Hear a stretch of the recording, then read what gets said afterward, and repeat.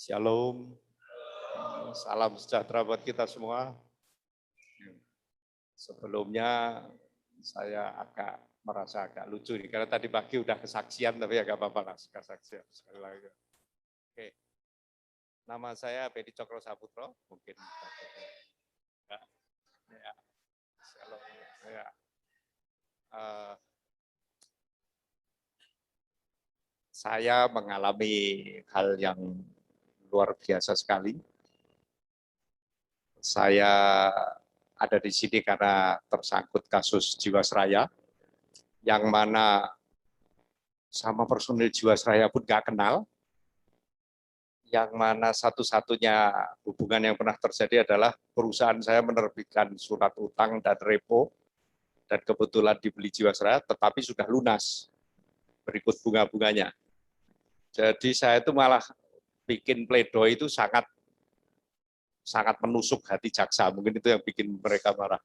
Saya bikin pledoi, saya satu-satunya orang di dunia dan dalam sejarah umat manusia bayar utang sampai lunas, tapi dipenjara seumur hidup dan dirampas seluruh hartanya.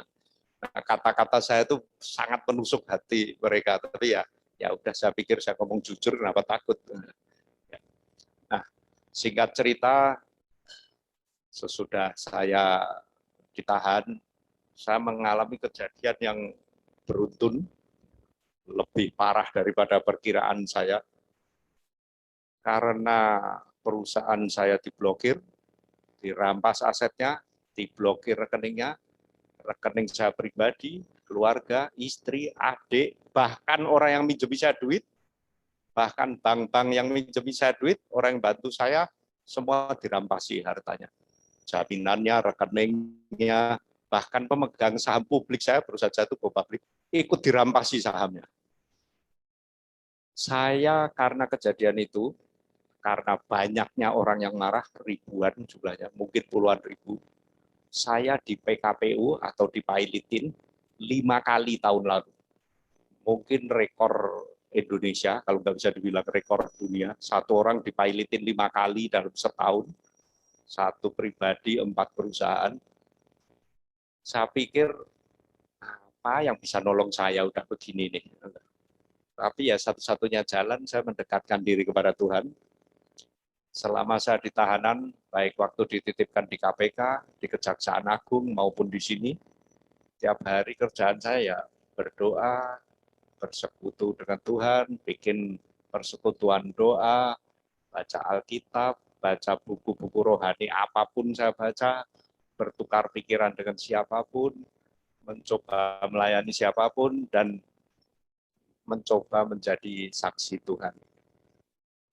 Tadinya saya pikir ini sesuatu yang tidak mungkin kuat saya tanggung. Saya pikir saya bisa gila ini begini nih. Tapi ternyata yang terjadi kebalikannya. Saya mendapatkan damai sejahtera dan sukacita. Saya mendapatkan suatu pencerahan yang luar biasa, yang saya bahkan tidak pernah rasakan di saat saya di luar. Saya bahkan bisa memberikan kesaksian yang menguatkan orang lain. Jadi beberapa rekan-rekan gereja saya di luar atau orang-orang seiman, kalau mereka mau menguatkan seseorang, kalau ada orang yang lagi terpuruk, mereka bilang gini, Anda baru begitu kok terpuruk. Itu teman saya itu si Bedi Cokro itu, nasibnya begini, begini, begini. Itu aja dia bersemangat, ada sukacita, damai sejahtera, masa Anda baru begini aja sudah terpuruk. Nah, jadi saya bukannya sering didatangi, bukannya untuk dikuatkan, tapi malah menguatkan pihak lain. Jadi itu kejadian yang menurut saya aneh, tapi ya buktinya terjadi.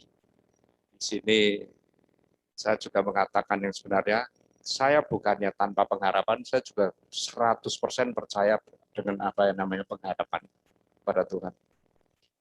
Di luar kemampuan saya dan di luar dugaan saya, tiba-tiba kreditur pemegang saham publik yang marah-marah yang tahun lalu memusuhi saya, mungkin kalau saya di luar mungkin mati dikeroyok kali, karena utang nggak bisa bayar, mending kalau jaksa-jaksa itu nyita harta saya sekalian utangnya mereka sita sekalian, ya mungkin beres. Masalahnya utangnya tetap nempel di saya, asetnya disita, utangnya nempel di saya.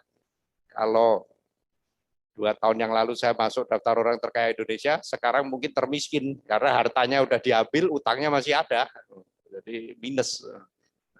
Nah, tetapi yang ajaib adalah sekian ribu orang itu dari memusuhi saya berbalik jadi membela saya.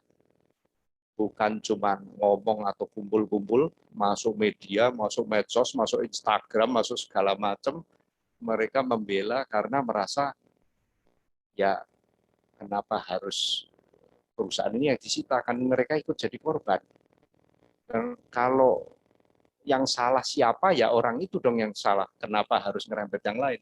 Nah, karena mereka tahu cerita semuanya seutuhnya, mereka beramai-ramai dan jumlahnya makin lama makin banyak. Nah, itu meskipun belum sampai mencapai hasil, saya melihat pembelaan Tuhan melalui tangan-tangan yang lain itu luar biasa. Bagaimana mungkin orang yang marah sama saya, yang uangnya nggak balik, yang ngutangi saya nggak balik, malah membela saya. Itu sesuatu yang kondisi normal tidak mungkin. Tetapi ini terjadi di saya.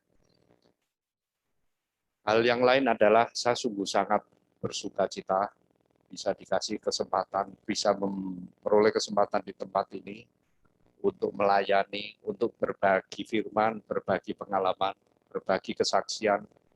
Banyak dari teman-teman saya, bahkan yang tidak seiman, melihat saya itu, aduh kalau saya jadi kamu pasti nggak tahan. Kenapa sih kamu bisa kuat? Bahkan mukanya kelihatan bahagia terus. Saya cuma bilang satu hal, karena ada Tuhan Yesus bersama kita.